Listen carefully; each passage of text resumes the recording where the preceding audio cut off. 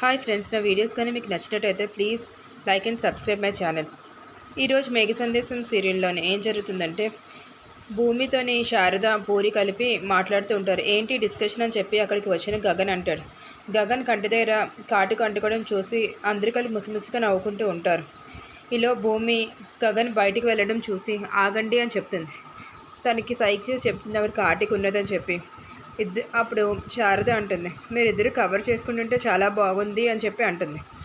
దానికి వెంటనే ఎదురుగా నైని వచ్చి, అవును ఇప్పటివరకు కవర్ చేసుకుందంతా మాకు తెలిసిపోయింది, నువ్వు దొరికిపోయావు గగన్ అని అంటుంది. నువ్వు ఇప్పుడు నిన్ను అరెస్ట్ చేయడానికి వచ్చాను అని చెప్పి ఏసీపీ నైని గగన్తో అంటుంది.